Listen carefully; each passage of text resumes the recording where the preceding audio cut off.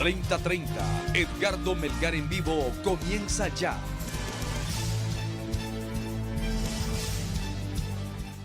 Saludos amigos de 30:30, qué bueno que están con nosotros, gracias por su amable y gentil sintonía de todos los domingos, bienvenidos, estamos en vivo como todos los domingos, aquí a través de Canal 3 en Tegucigalpa, 7 en San Pedro Sula y a nivel mundial a través de la aplicación de Televicentro. Vamos a comenzar el programa de esta noche con un breve recuento de los daños que ha dejado este frente frío que ingresó al país ayer sábado por la noche y que ha dejado bajas temperaturas, importante cantidad de lluvia, especialmente en la costa norte del país, en los departamentos no solo de Cortés, sino que también en Atlántida, en Colón y en Gracias a Dios. De hecho, se reporta hasta el momento oficialmente una persona muerta y otra desaparecida. Pero Mario Morazán, a esta hora de la noche, periodista de Noticiero Hoy Mismo, fin de semana, se encuentra en la Comisión Permanente de Contingencias Copeco. Mario, ¿qué es lo último que se tiene en datos? Buenas noches.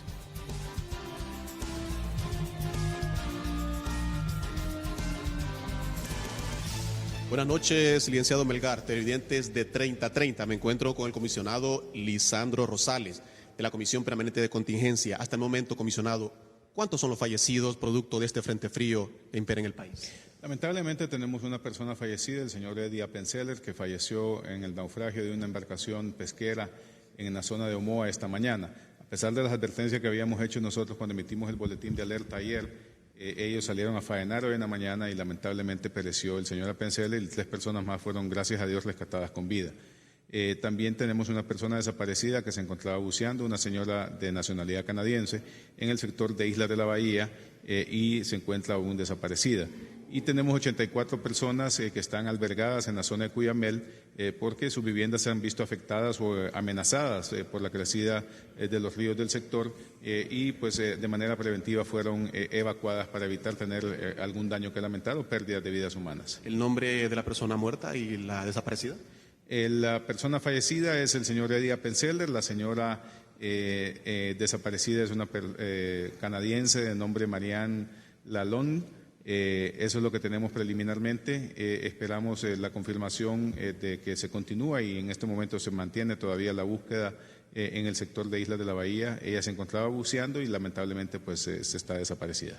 ¿Zonas incomunicadas en este momento en el litoral atlántico? Tenemos en el sector de Ceibita Way, en otras zonas aledañas al río Leán, donde ha habido crecida y de esta manera pues ha imposibilitado el paso normal de las personas y también en el sector de Zonaguera había una zona donde se estaba viendo afectada, pero la pronta acción de algunas empresas bananeras del sector pues ha evitado que se colapse un puente sobre el río Pires y ha pues permitido el tráfico normal. Sí, las lluvias continuarán, tendremos algunas precipitaciones de hasta 150 milímetros de lluvia. Estamos manteniendo la alerta amarilla en los 5 departamentos que son Atlántida, Cortés, Colón, Isla de la Bahía y Lloro, y la alerta verde en el departamento de Gracias a Dios por el periodo que todavía puede durar las lluvias, y hacerle una advertencia a la población que tome todas las medidas de precaución, especialmente hoy en la noche, porque las cantidades de precipitación entre esta hora y horas de la madrugada van a ser bastante fuertes en las zonas donde se mantiene la alerta amarilla. Comisionado, ¿hasta el momento hay otros daños considerables? Pues hasta el momento, gracias a Dios, no se nos reportan ningún daño mayor. Sí daños a algunos cultivos que todavía no han sido cuantificados y sí, lamentablemente, la pérdida de vida del señor Appenzeller, pero esperemos que la población siga acatando las instrucciones de evacuaciones necesarias y de prevención que tiene que tomarse ante este tipo de situaciones que nos da el frente frío que se nos está presentando en el país. Gracias, comisionado Lisandro Rosales. Y con esta información regreso con usted, licenciado Melgar. Gracias, Mario. Solo una pregunta adicional, Mario, lamentando por supuesto la muerte de este señor en Omoa, Cortés, y la señora canadiense, de origen canadiense, que se dedicaba a bucear, creo que de manera profesional, pero lastimosamente está desaparecida desde esta tarde. La pregunta es, ¿este frente frío con estas lluvias va a durar mañana lunes, martes, hasta el miércoles? ¿Hasta cuándo va a durar este clima? Comisionado, nos pregunta licenciado Melgar en estudio, ¿hasta cuándo se extiende este frente frío? El frente frío va a estar afectándonos con lluvia hasta el día martes. Aún así, después del frente frío, pues las temperaturas podrán descender, pero las lluvias se estarán generando durante hoy en la noche y mañana durante el periodo. Ya para el día martes se espera que un descenso considerable de las lluvias. Muchas gracias nuevamente, licenciado o comisionado Lisandro Rosales. Si no tiene otra Interrogante, regreso con usted, licenciado Melgar. Muy bien, gracias. Mario Morazán, solo reiterar, una persona muerta, una mujer desaparecida, un hombre muerto y una mujer desaparecida de origen canadiense murió en Omoa Cortés el hombre y hoy por la mañana y la persona que se encuentra desaparecida, esta mujer en Islas de la Bahía. Hay personas afectadas hasta 364, familias albergadas 84, una fallecida, una desaparecida, viviendas dañadas 7, viviendas inundadas 4, líneas afectadas 3.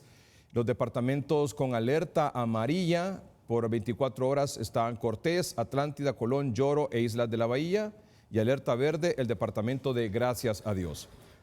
Vamos a hacer un corte comercial en el programa esta noche, pero antes déjeme anunciarle que más adelante estaremos hablando con el abogado Luis Suazo, que es el secretario técnico del Consejo de Defensa y Seguridad, con el abogado Germán McNeil, que es el delegado nacional del Instituto Penitenciario, y el abogado Félix Antonio Ávila, que es un experto en Derecho Penal y Derechos Humanos, catedrático universitario, precisamente sobre este paquete de reformas al Código Penal y a otras leyes del país para, entre otras cosas, tipificar el delito de extorsión como terrorismo, un paquete que nos van a informar si ya está en el Congreso Nacional o lo van a enviar hasta esta semana. Pero cuando regresemos de la pausa comercial, ya está aquí don Efraín Díaz Arribillaga. Don Efraín Díaz Arribillaga es miembro de la Comisión de Auditoría Académica Externa, nombrada por el Consejo de Educación Superior para intentar resolver el problema de la Universidad Nacional de Agricultura con sede en Catacama, Solancho. Don Efraín, muchas gracias por estar aquí. Gracias. Hasta hoy, enero 8, ¿cuántos días lleva la crisis en la Universidad Nacional de Agricultura? Sí, bueno, gracias por invitarme y tener la oportunidad de hablar sobre este tema.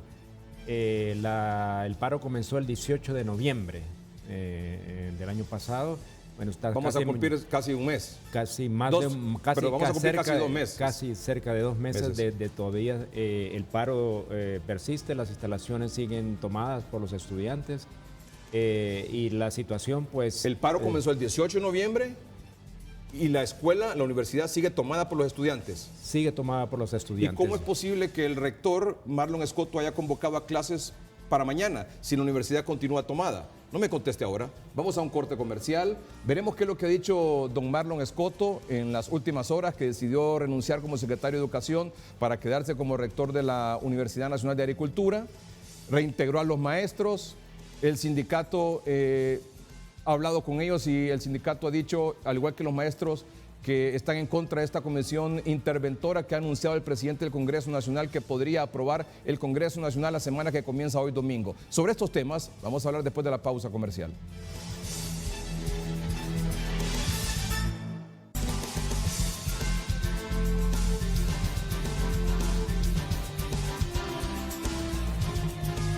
Don Efraín Díaz Arribillaga es miembro y preside la Comisión de Auditoría Académica Externa, que fue nombrada por el Consejo de Educación Superior. Este Consejo de Educación Superior que aglutina a todas las universidades del país, públicas y privadas. ¿O solo las públicas, perdón? No, las públicas y privadas. Públicas y privadas, dependen de este Consejo de Educación Superior. Todos integran el Consejo de Educación Superior en base a, bueno, al precepto constitucional que le otorga a la Universidad Nacional Autónoma el dirigir la educación superior y la ley de educación superior que crea el Consejo de Educación Superior. El 18 de noviembre de 2016, como usted lo decía hace unos momentos, ya vamos a cumplir el 18 de enero 2 meses sin clases en la Universidad Nacional de Agricultura y que estalló la crisis. Los muchachos se tomaron las instalaciones y de ahí hemos visto un ir y venir de cosas, pero el problema persiste. ¿Por qué, don Efraín? Bueno, persiste porque estalló, digamos, un problema que está muy latente dentro de la universidad. ¿Cuáles son los problemas de índole académico? Sin embargo, la problemática de la Universidad Nacional de Agricultura tiene varias aristas. No solamente son de índole académico, sino que hay problemas de orden administrativo, financiero. Pero en lo que toca a la parte académica, esa ha sido la causa principal del conflicto. Los estudiantes han demandado un cambio fundamental en lo que se está aquí. Por ejemplo, se creó la carrera de medicina veterinaria y sin embargo esa carrera de medicina veterinaria tuvo que ser suspendida por el Consejo porque no estaba llenando los requisitos necesarios académicos. Fueron despedidos 40 profesores, por ejemplo, solo para mencionarle un asunto, profesores que tenían 10 a 15 años de estar trabajando en la universidad, entre otras cosas. Después hay un problema de sobrepoblación estudiantil, de tal manera que las instalaciones de la universidad son insuficientes para albergar ya el número de estudiantes. Entonces se ha tenido que alquilar diferentes facilidades en la ciudad de Catacamas para poder acomodar a todos los estudiantes. Y eso, por supuesto, genera una presión enorme sobre las facilidades que la universidad tiene. Y eso, pues, va configurando una serie de problemas que de alguna manera u otra son la causa fundamental del problema que vive la universidad en este momento. Por ejemplo, no hay una reglamentación de la carrera docente. Para decir algunas cosas, y podemos profundizar en muchas otras, pero esencialmente tiene una raíz de que la universidad no está a la altura de lo que debe corresponder a una institución de educación superior que pueda brindar una educación de calidad, que esté a la altura de lo que exige una universidad tan importante como es la Universidad Nacional de Agricultura. ¿La tuvo en algún momento? Bueno, usted sabe que bueno, esto comenzó, digamos, en el gobierno del doctor Juan Manuel Gálvez como una escuela de agricultura, o sea, se graduaba, digamos, agrónomos, no era una universidad, sino que eran estudiantes que recibían el grado de agrónomo, peritos agrícolas primero y después agrónomos, con una educación media, y después, posteriormente, fue transformada en una universidad. Indudablemente que ha producido profesionales de un alto nivel que han contribuido al desarrollo nacional y el desarrollo de la agricultura del país. Cuando existía el programa de extensión agropecuaria de la Secretaría de Recursos Naturales, hoy Secretaría de Agricultura, la base del servicio de extensión eran precisamente los graduados de lo que era antes la Escuela Nacional de Agricultura. O sea que en su momento tuvo su nivel. Tuvo un nivel académico excelente. Excelente. ¿Y cuándo comenzó a caer? Bueno, ¿O por qué? Yo creo que esa es una de las cosas que tenemos que nosotros como comisión poder establecer en qué momento, cuáles son las causas primarias de por qué la universidad ha llegado a descender hasta donde tiene y por qué, digamos, esa crisis se ha generado, en el cual pues, los estudiantes demuestran pues, una inconformidad con lo que está pasando. Cuando nombraron la comisión, antes de que lo nombraran a usted como parte de esta comisión, usted sabía del problema, pero cuando usted llegó, habló con las partes, lo que descubrió ahí, sí, ¿fue peor de lo que se imaginaba? En realidad, el primer paso que dimos fue precisamente ir a Catacamas y nos reunimos con toda la comunidad universitaria. Cuando usted llegó y conoció y platicó sobre ellos y vio toda esta gama de problemas, usted dijo, ¿esto es una crisis? Sí, es una crisis. Además, don Ricardo, el otro problema principal es el ambiente que se vive en esa universidad, un ambiente de temor, un ambiente de miedo, profesores que están sujetos a que arbitrariamente se les pueda despedir, a los estudiantes igualmente. Hay situaciones represivas que los estudiantes de alguna manera u otra nos manifestaron que se dieron, ¿verdad? ¿Y cómo es posible que haya ese ambiente en una universidad? Bueno, eso es creo que la raíz o una de las partes del por qué hay esa crisis dentro de la universidad. La universidad debe ser esencialmente, como usted lo sabe y los televidentes, realmente un espacio plural de discusión, de diálogo, de apertura, de tal manera que todo el mundo pueda expresarse con libertad de cátedra, pero desafortunadamente eso se ha ido perdiendo progresivamente. Entonces, yo creo que lo que requiere la universidad en este momento es una reforma universitaria de orden académico y global, de tal manera que la universidad pueda realmente volver a su cauce, o como yo lo he dicho, un nuevo comienzo para la Escuela Nacional de Agricultura. ¿La política partidista o cuestiones ideológicas han echado también más leña al fuego en esta crisis en la Universidad Nacional de Agricultura? Mire, lo que puedo yo manifestarle a ustedes es que hay un alto grado de confrontación, por un lado, y un alto grado de desconfianza. O sea, las posibilidades de lograr un acuerdo para solucionar la crisis ha sido difícil. Antes de Navidad, con el apoyo del Comisionado Nacional de los Derechos Humanos, se trató de realmente establecer un diálogo, pero ese diálogo fracasó. las partes nombraron unos mediadores que se habían nombrado anteriormente, inclusive la Oficina del Alto Comisionado de los Derechos Humanos también estuvo detrás de eso, promoviendo ese diálogo que no se pudo lograr. Pero la causa principal de eso residía en la falta de confianza total de los estudiantes en las autoridades actualmente existentes en la universidad. O sea que esa falta de confianza, ese temor, esa incertidumbre y esa tensión, o sea, hoy en la noche existe. Existe totalmente. Ahora, revisemos lo último que ha pasado. Hay el secretario de Educación, don Marlon Escoto, que también era rector de la UNA, decidió renunciar a su puesto de secretario de Educación y volvió a la Universidad Nacional de Agricultura. Leamos algunos tweets que en su red social don Marlon Escoto manifestó o subió durante estos últimos días, del jueves para acá. ¿Qué ha dicho don Marlon Escoto? Veamos las redes sociales. He decidido, dijo, renunciar como secretario de Estado de Educación y regresar a tiempo completo a la UNA. Gracias, señor presidente Hernández y a la primera dama por el espacio brindado como servidor público. Vuelvo a casa, a la UNA, para seguir trabajando a favor de la educación rural de Honduras. Muchas gracias a todos. Después hubo un comunicado del Consejo Directivo Universitario. Del CDU, Consejo Directivo Universitario. ¿Qué decía ese comunicado del Consejo Directivo Universitario? Pues es que han habido tantos ahí que no leo, pero lo que ratifican es, creo que la decisión del Consejo de convocar a las clases el día de mañana, lunes 9 de enero. Digamos, no atendiendo una disposición que nosotros como comisión habíamos manifestado que no era procedente, digamos, la convocatoria. Ya me va a explicar eso, porque también aquí en su cuenta de Twitter, don Marlon Escoto subió algunas fotografías, creo que fue el viernes y ayer sábado también, donde el señor Marlon Escoto estaba dando, ahí está la fotografía, estaba dando recibimiento, dice, 116 jóvenes de San Esteban Olancho estudiarán el fin de semana en la UNA, gracias al alcalde, y ahí sucesivamente estuvo subiendo otras fotografías de la convocatoria a la que algunos estudiantes accedieron para incorporarse a las clases en la Universidad Nacional de Agricultura, supuestamente mañana lunes. Ahí, por ejemplo, de San Francisco de la Paz Olancho, otras fotografías también. Les da la bienvenida a don Marlon Escoto. Sigamos. Retorno a clases.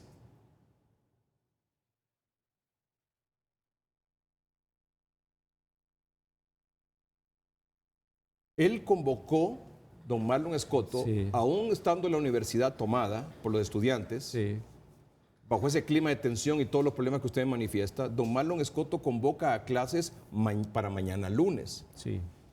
Usted, la comisión de intervención de auditoría académica externa, ¿qué posición adoptó ante esa convocatoria a los estudiantes para reiniciar clases mañana lunes? Bueno, el día viernes nosotros estuvimos en las instalaciones de la Universidad Nacional junto con el Colegio de Médicos Veterinarios de Honduras y también con la Asociación de Egresados de la Universidad Nacional de Agricultura, en el cual fijábamos una posición muy clara de que no era procedente el reinicio de clases dada la situación que existe. Y además, porque se están utilizando las instalaciones de un instituto de segunda enseñanza, que es el 18 de noviembre, que de conformidad a la reglamentación de la Dirección de Educación Superior no es apto para poder impartir clases en el nivel superior. O sea que don Marlon Escoto está convocando a los estudiantes para que reciban clases no en la universidad, sino que en un edificio aparte. Sí, y además, mire, él está incumpliendo, bueno,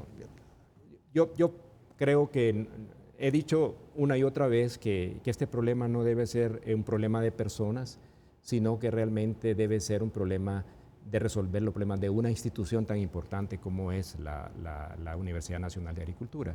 O sea que debemos de poner los intereses particulares o de grupo en función de la universidad.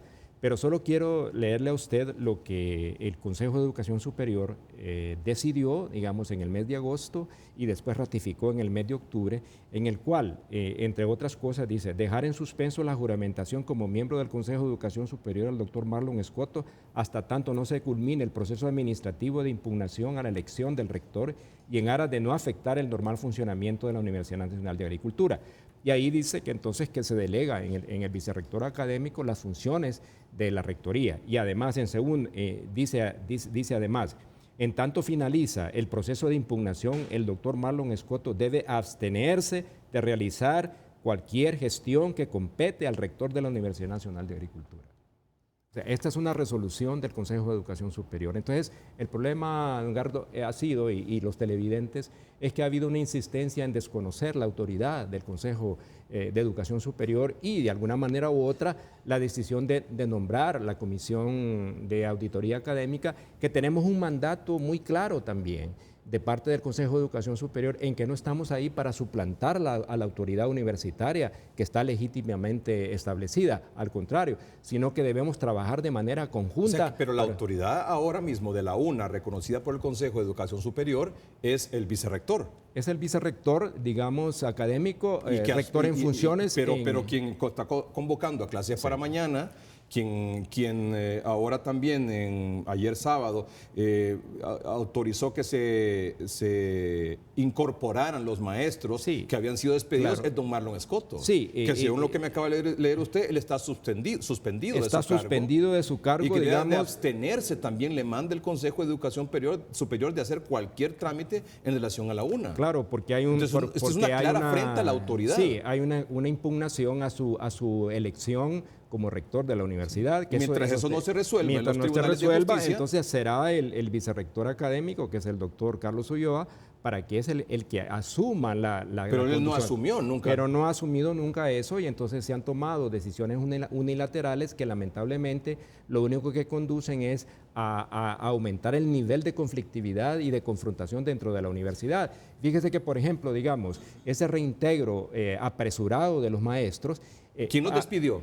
Él lo despidió. ¿Él despidió a los maestros? Sí, claro, porque esto es anterior a la crisis, algunos de ellos y otros después de la crisis. Los despide él y él los reintegra. Bueno, eso es, pero después había antes que eso una disposición en el cual hay una amenaza para los profesores de que no asistan mañana, de que van a ser despedidos, ¿verdad? Hay una serie de contradicciones ahí.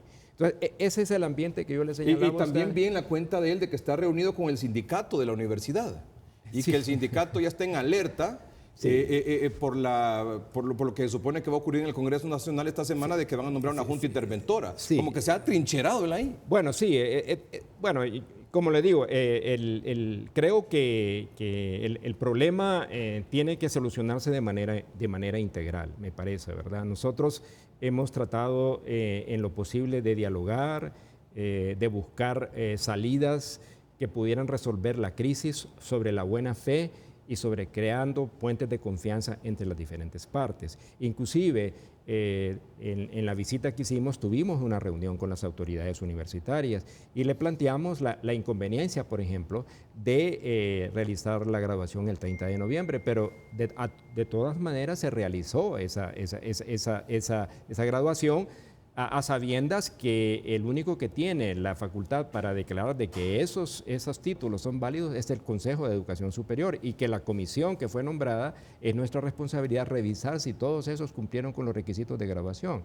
Entonces, hay toda una serie de cosas que están ahí de por medio que francamente generan un problema como una especie de punto muerto, ¿verdad? Como quien está pulsando quién puede más o quién no puede más, pero a los que afectan al final es a la institución, a la educación superior y al país. Y yo creo que... Y a los estudiantes. Y a los padres de familia. A los padres de familia. ¿Qué me dice usted, por ejemplo, de todos esos padres de familia que hicieron el sacrificio de mandar a sus hijos este fin de semana para que supuestamente se incorporen a clases mañana? Bueno, nosotros habíamos ¿Puede ocurrir eventualmente que estos muchachos tengan que regresar a sus casas? Bueno, lo que pasa es que también ha habido unas comunicaciones en el cual ellos están pagando hoteles para poder alojar a estos muchachos acá, porque no pueden entrar a las instalaciones porque están tomadas, y además porque ya no pueden albergar más estudiantes, ¿verdad? Ese es el otro problema. Sí, y además hay otro problema adicional que se nos va a presentar, que hay 700 estudiantes de nuevo ingreso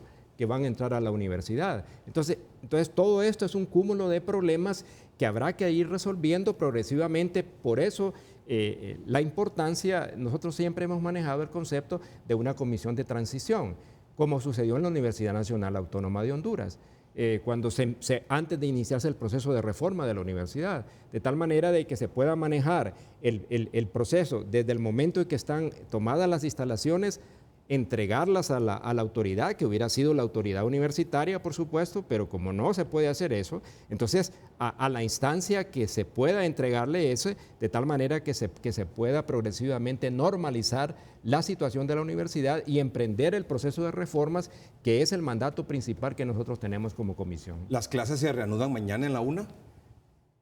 Bueno, es que ahí puedo decirle que seguramente algunas van a ver, pero la mayoría no va a estar ahí, ¿verdad? Nuestro llamado a los padres de familia, a los estudiantes, a los docentes, es que no procede esa convocatoria que se ha hecho para el día de mañana. Y lo vuelvo a insistir acá, está dentro de las competencias que nos ha dado el Consejo de Educación Superior de que eso no procede y que no debe haber ningún temor ni por parte de los docentes que no puedan ir de que haya represalias, porque muchos están temerosos que si no van le pueden haber represalias, como ha pasado en el pasado. Profesores que también tienen un papel fundamental en todos los proyectos de graduación de los estudiantes, ¿verdad? Entonces, ¿cómo puede, digamos, realizarse clases en un instituto que no tiene las facilidades para las carreras como agronomía o medicina veterinaria que requieren una aplicación de conocimientos en el campo? Y el Congreso Nacional, si nombra esta Junta Interventora de la Universidad Nacional de Agricultura, ¿qué va a pasar? Bueno, a mí me parece que es una decisión que hay que tomar. De todas maneras, el Congreso... Una interventora, ahí el don Marlon Escoto y el vicerrector quedan fuera. Bueno, no sabemos hasta... La interventora asume la responsabilidad, sí, asume la autoridad, no sabemos todavía, la administración. Sí, no sabemos todavía cuál va a ser las funciones que el Congreso... El alcance le va a dar. El alcance. Pero una interventora es la que asume el control. En teoría sí es. Sí. Entonces, ¿Y cree usted que es lo mejor? Es que no hay salida ahí realmente. Lo que encontramos ahí es una situación de un punto muerto en este momento. Entonces, ¿por qué? Porque los estudiantes no van a entregar las instalaciones a la autoridad universitaria actualmente. Entonces, sí necesita una instancia. Nosotros como Comisión Auditoría no tenemos la competencia para eso, porque no nos las dio el Consejo de Educación Superior. Entonces, nosotros no podemos asumir esa responsabilidad. Entonces, tiene que ser una comisión, otra instancia, con competencias suficientes para poder asumir la administración universitaria, que permite entonces manejar el proceso de transición de la Universidad Nacional de Agricultura. Qué lástima que eso esté ocurriendo. Pues yo digo, Engardo, y se lo dije a los estudiantes, que es una pena que esto esté sucediendo. Es injusto para los estudiantes, claro. Es injusto para los padres de familia, claro. Para la comunidad universitaria, para la nación en general, para la educación superior. Yo creo que nuestro objetivo debe ser el país y la educación superior y sobre todo la Universidad Nacional de Agricultura.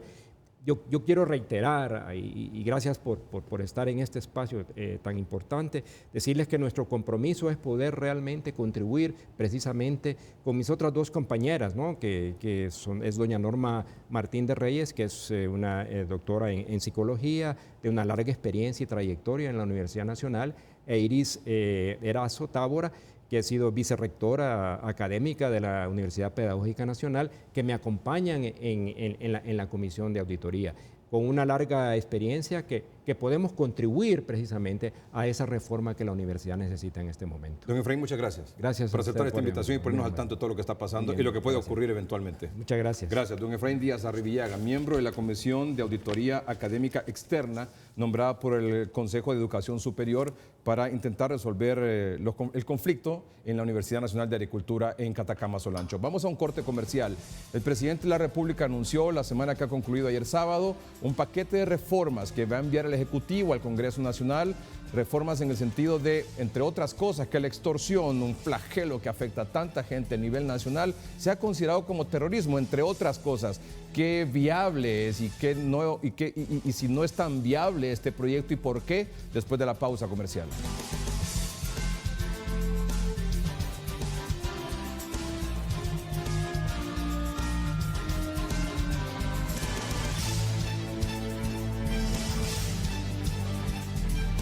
Vamos a El Progreso, Lloro, donde nuestro compañero Pedro González nos informa que hoy fue el velorio y fueron sepultados los restos mortales de este agente de la Fuerza Nacional Antiextorsión que murió en Cofradía Cortés esta semana durante un operativo contra maras. Estos son los detalles. Con una solemne misa en la iglesia Las Mercedes de la ciudad del Progreso, Lloro, y en medio de la consternación y el dolor, familiares y amigos dieron el último adiós al capitán de la Fuerza Nacional Antiextorsión, Denis Mauricio Valdés Rodas, muerto en una emboscada criminal el pasado jueves en Cofradía Cortés. Nosotros siempre lo vamos a amar, siempre lo vamos a llevar en nuestros corazones, nunca lo vamos a olvidar. Y sé que él hasta en el último momento hizo lo que amaba. Nosotros nunca nos gustó, pero él amaba este trabajo. Al llegar al cementerio general de la ciudad de El Progreso, el capitán Denis Mauricio Valdés recibió todos los honores como miembro de las Fuerzas Armadas y fue ascendido al grado de mayor como homenaje póstumo. Por acuerdo emitido por el excelentísimo señor constitucional de la República, es ascendido al grado inmediato superior de capitán de seguridad de instalaciones a mayor de seguridad de instalaciones póstumo. Al capitán de seguridad de instalaciones, Denis Mauricio Valdés Rodas, que de Dios goce. Al oficial ascendido se le guardarán las consideraciones, honores y fueros que por las leyes militares de la República le corresponden. Los excompañeros de promoción del malogrado capitán egresado de la Fuerza Aérea destacaron la entrega de Valdés Rodas durante sus casi 16 años de carrera militar. Un padre cariñoso y verdaderamente ejemplar. Un soldado disciplinado, obediente, capacitado. Un verdadero líder entregado a su trabajo, fiel al servicio de la patria. Al sepelio del capitán Denis Mauricio Valdés Rodas asistieron todos los representantes de las fuerzas del Ejército Nacional para dar el último adiós a este soldado de la patria que murió en el cumplimiento del deber. Gracias a Pedro González. El abogado Luis Suazo es secretario técnico del Consejo de Defensa y Seguridad. Abogado Luis Suazo, gracias por estar aquí, bienvenido. Buenas noches, muchas gracias. Nos acompaña también el abogado Germán McNeil, es delegado nacional del Instituto Penitenciario. Muchas gracias, abogado, por estar acá. Gracias por la invitación. Y también el abogado Félix Antonio Ávila. El abogado Félix Antonio Ávila es especialista en Derecho Penal, Derechos Humanos y catedrático universitario. Gracias, abogado, por estar aquí. Bienvenido. Muchas gracias, Melgar, aquí. Abogado Luis Suazo, este paquete de reformas a algunas leyes y códigos del país que ha propuesto el Ejecutivo para el Congreso Nacional, ¿ya está en poder del Congreso Nacional? Sí, efectivamente, fueron enviadas la semana pasada, el día que salió el comunicado y que no recuerdo si es miércoles o si es jueves, pero... Fue el 3 de enero, martes 3 de enero. Probablemente el miércoles estaba ahí, sí. Porque esto salió, no sé si fue por la noche y en la mañana se dio publicación, sí. El miércoles. Desde el miércoles está en el Congreso Nacional. En el Congreso. ¿Cuál es el trámite que sigue, abogado? Bueno, están esperando al próximo día martes, entiendo yo, que va a ser... Pasado mañana. Pasado mañana, va a ser leído para conocimiento de toda la Cámara y luego para ser enviado, hay reformas al Código Penal, deben de ser enviadas a la Corte Suprema de Justicia para dictamen. Para que la Corte dé su opinión. Para que la Corte dé su opinión. ¿Cuál es la urgencia que se tiene por parte del Ejecutivo de que se apruebe este paquete de reformas, abogado? Bueno, la urgencia viene de que hacia el final del año pasado el presidente ordenó que se hiciera una revisión de lo que estaba pasando y la eficiencia y la eficacia de la estrategia de seguridad, del plan de seguridad. Eso dio paso a una revisión, al establecimiento de unas metas con claridad y a una revisión de cuáles eran todas las cosas, algunas legales como en este caso, pero además otros acondicionamientos en planes y en operaciones para hacer viable las metas que se están propuestas para el 2017. Así que estas reformas están directamente conectadas con el plan de seguridad para 2017 y de ahí en adelante, ¿no? ¿Para cuándo esperan ustedes que estén aprobadas? Bueno, es difícil para mí, yo pertenezco al Poder Ejecutivo. ¿Pero ustedes esperarían? Bueno, nosotros indudablemente estamos entre más rápido pudiera ser, mejor para nosotros. ¿Para ustedes, si fuera posible, esta misma semana es decir, en enero? Bueno, si eso fuera posible, por supuesto. ¿Qué permitiría esta aprobación, abogado? Bueno, primero quisiera decir, el presidente ha estado pidiendo, por estas razones que le explico, que esto pudiera, con el respeto a los otros poderes del Estado, que esto pudiera hacerse y tratarse con prioridad. Así que sí estaríamos esperando que esto pueda ser recibido en ambos poderes con esa prioridad que el presidente ha estado solicitando. Vamos a un corte comercial. Aquí se habla de la posibilidad de reformar las leyes para que el delito de extorsión en algunas de sus modalidades pase a ser tipificado como terrorismo, entre otras cosas. Sí, bueno. Que usted va a explicar. Vamos, y que el abogado Félix Ávila nos va a comentar junto con el abogado Germán McNeil. Ya regresamos.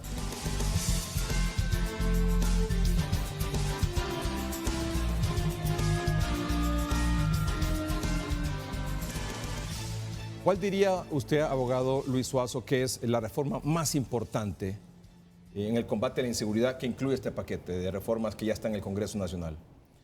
Bueno, yo creo que todas son importantes, todas son complementarias dentro del plan y dentro de la estrategia. Hay, por supuesto, algunas que llaman más la atención, pero todas son importantes. Lo que estamos haciendo es equiparando la conducta delictiva a la tipificación del delito en cada uno de las tipificaciones que se están variando, digamos, que se están reformando, y el propósito al final es viabilizar y asegurar la efectividad de la política de seguridad del Estado. ¿El delito de extorsión en algunas de las modalidades será considerado como terrorismo dentro de estas reformas? Sí. O sea, hay una separación, y quisiera decir que la extorsión por sí misma es poliofensiva. Eso quiere decir que con la comisión del delito de extorsión usted lesiona varios derechos o varios derechos, como la vida, como los bienes, el derecho a la propiedad, etcétera, etcétera. Depende de cómo se va conformando ese delito, se va a mantener en extorsión. Lo que pasa es que ya la estamos haciendo ahí, la reforma, exclusivamente para poder hacerlo, como decía, equipararlo con lo que está sucediendo. Actualmente se refiere básicamente al tema de que le quiten bienes en general. Sin embargo, desde que empieza la extorsión, de que le empiezan a llamar por teléfono, usted ya perdió la paz. Y de ahí en adelante puede perder dinero. En la vida. Y de ahí en adelante puede perder la vida. Como evidentemente ha ocurrido. Y como ha ocurrido. ¿En qué caso una extorsión se convierte en un acto terrorista? Bueno, en un delito de terrorismo. Cuando el proceso lleva a tal punto que usted no solo quiere cometer o no solo comete una extorsión por sí misma, sino que la agrava en el sentido de tratar de producirle a la gente terror, pánico, intimidación para poder someter a las personas. Eso nos estaría llevando a convertir un delito de terrorismo, de extorsión en terrorismo. Ojo, cuando uno piensa en extorsión, piensa como que solo las maras pueden hacer eso, las maras y pandillas, etc. No, hay más grupos delictivos y tienen diferentes comportamientos.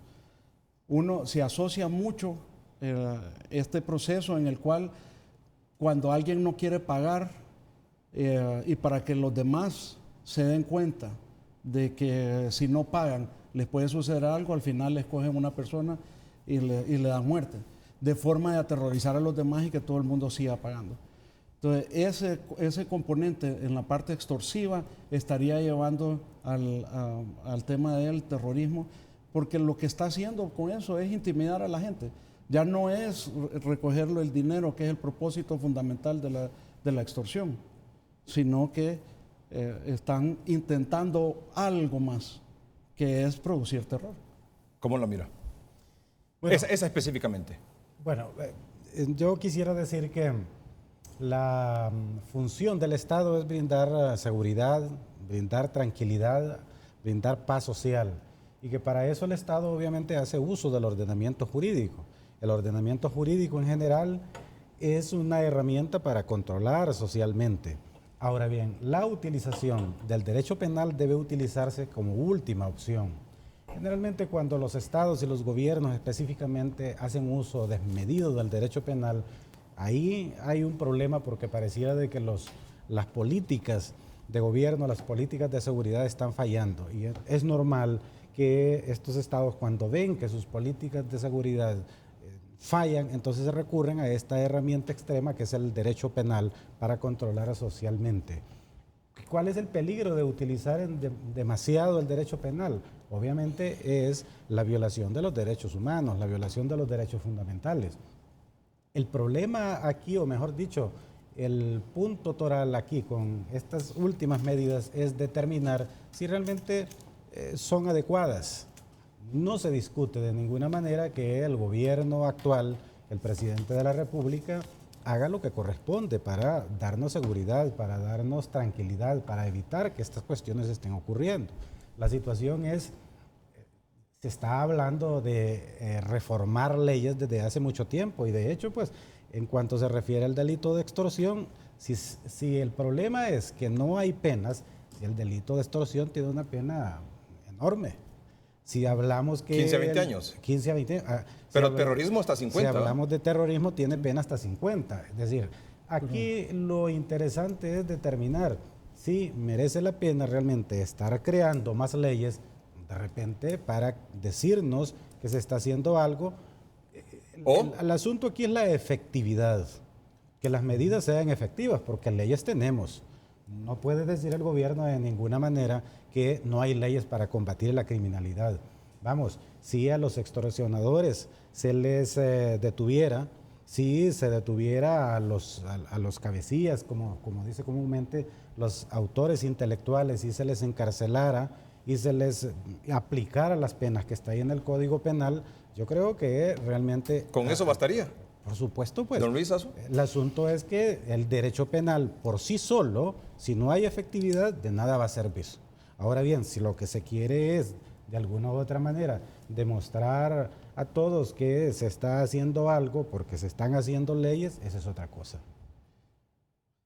Bueno, hay tantas cosas que comentar. Voy a empezar por el final y voy a tratar de ir hacia el final. Yo creo que el presidente Hernández no tiene que demostrarle a nadie que está comprometido con recuperar la paz y la seguridad. Y no es con pasar un paquete de leyes que va a demostrar que está comprometido con eso. Ha hecho N cantidad de cosas. Todos los que estamos aquí en este set, todos, incluidos los camarógrafos, todos los ciudadanos sabemos cuáles son los problemas que este país ha tenido en el tema de seguridad, en los centros penitenciarios. Pero el presidente es de las personas que no se preocupa por eso, se ocupa de esas cosas y le ha estado dando solución. Nosotros hemos estado deteniendo todas las personas que refería el abogado. Prácticamente en el tema de extorsión, puramente como está tipificado en este momento, la efectividad es altísima. Nosotros tenemos cerca del 92% de los casos que se denuncian, que se judicializan y termina en una condena.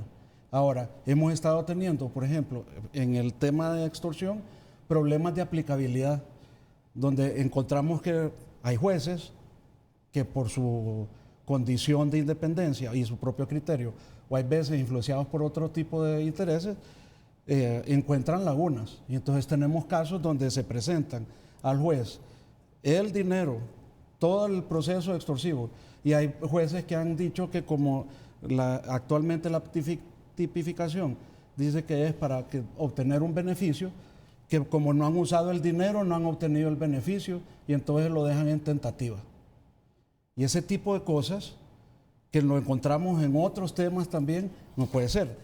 Nosotros estamos, por ejemplo, si solo empiezan a hacer las llamadas... A partir de ahora, hacer una amenaza se va a convertir ya claro, en el delito. Claro, porque hasta ahora la amenaza era una simple amenaza. Sin embargo, esta es una cuestión que está conectada. Entonces yo no podía decir que me estaban extorsionando porque todavía ahí no había beneficio.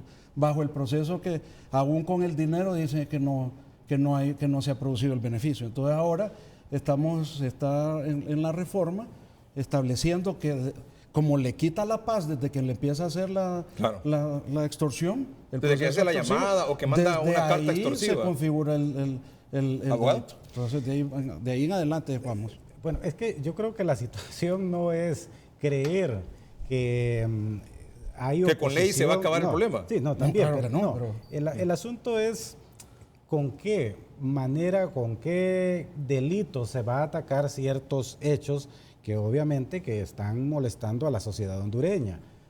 Me explico, el delito de extorsión está ahí. Este gobierno realmente se encargó precisamente de aumentar las penas. Lo que dice el abogado, bueno, no sé qué tan cierto habría de que ver esas sentencias de los jueces donde dice que han calificado como tentativa, como simple tentativa esos delitos.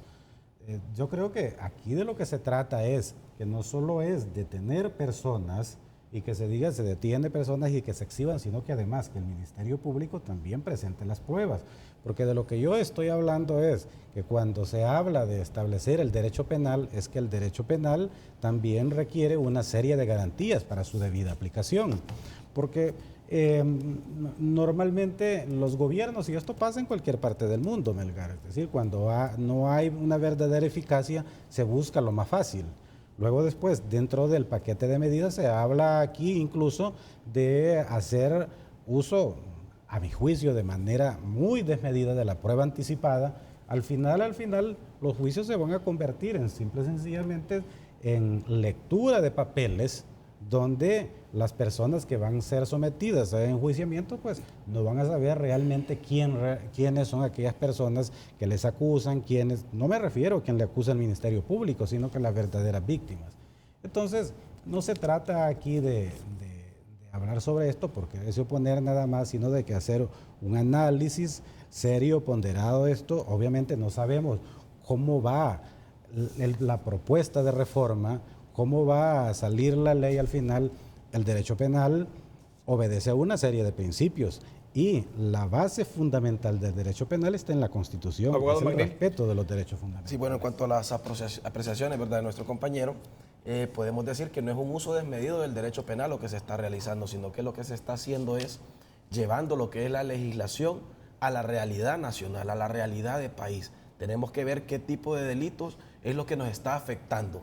En el caso concreto es lo que es la extorsión, ¿verdad? Que es, por decir así, que es parte del paquete de reformas que va al Congreso Nacional de la República. Entonces no es un uso desmedido, tampoco es una falta de estrategia en materia de seguridad. Estamos fortaleciendo la estrategia de seguridad del Estado, ya que es el mismo señor presidente de la República quien está dirigiendo toda esta estrategia de seguridad para poder dar respuesta a la población hondureña.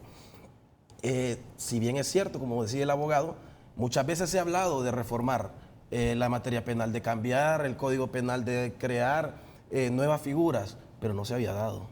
Es en este gobierno donde estamos obteniendo los resultados concretos, como decía el abogado Suazo. Pero estas reformas a leyes van a permitir ser más efectivos en la lucha contra la inseguridad? Porque eso es lo que la gente espera, es lo que la gente quiere. Podemos ver que en el caso específico de la extorsión...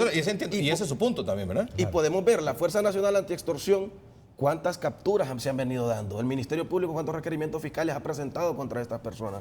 Entonces miramos que la estrategia en materia de seguridad está funcionando y está dando el resultado esperado por parte del señor presidente de la República y de la sociedad en general. Vamos a un corte comercial. El abogado Tomé cuando regresemos, el abogado Luis Suazo cuando regresemos después de la pausa comercial.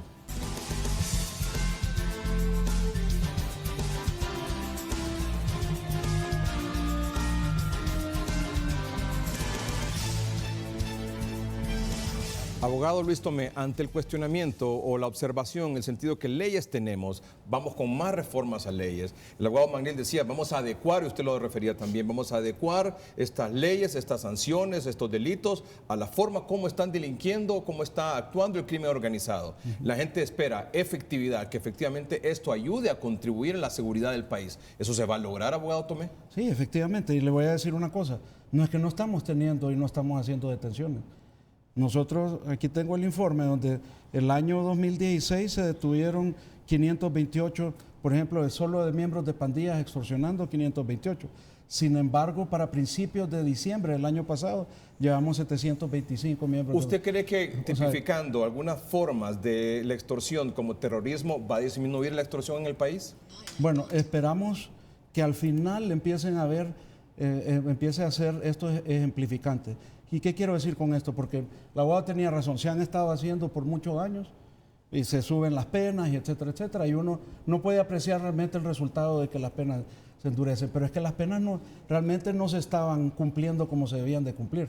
Ahora que tenemos unas instalaciones como el Pozo, donde ahí realmente la gente sí está privada de libertad, donde tienen dificultades de seguir delinquiendo y otras cosas, porque adentro del sistema penitenciario han seguido lo que teníamos delinquiendo. era un desastre. Correcto. Y eso no se cambia con una varita mágica tampoco. O sea, yo creo que aquí lo que hay que ver es todo el proceso que estamos iniciando en República Dominicana. Tienen 13 años de estar en un proceso de reforma del sistema penitenciario, tienen 38 cárceles y han logrado cambiar 22. Y es el proceso más exitoso en Latinoamérica. Entonces, esto no se cambia con una varita mágica. Ellos, las otras cárceles todavía tienen estos mismos problemas, igualitos. Vamos a despedir el programa. ¿Cuál es su mensaje? Brevemente, en 30 segundos. Bueno, el mensaje es, bien, el gobierno tiene la obligación de brindar seguridad a todos los hondureños. Es indiscutible que el problema de la extorsión existe. Debe enfrentarse de una manera eficaz. Ahora, de lo que se trata es que no se vayan a elaborar leyes que de repente no solo vayan a ser aplicadas para esos casos, sino que sabemos muy bien que en muchas ocasiones esas leyes llevan un disfraz para ser aplicadas de repente a otro tipo de sectores, y eso es lo peligroso. Abogado. No, mire, yo lastimosamente ya está terminando el tiempo, pero me hubiera gustado que dijera cuáles son esas suspicacias, porque aquí todo es suspicacia. En el otro día estaba en otro programa y alguien llamó a decir que gente que estaba alrededor del presidente de la República eran extorsionadores. Le estamos pidiendo a ellos que vayan a que pongan las denuncias donde deben de ser, porque toda la vida estamos queriendo manchar los esfuerzos. Entonces yo creo que si vamos a pedirle seriedad, seamos serios todos.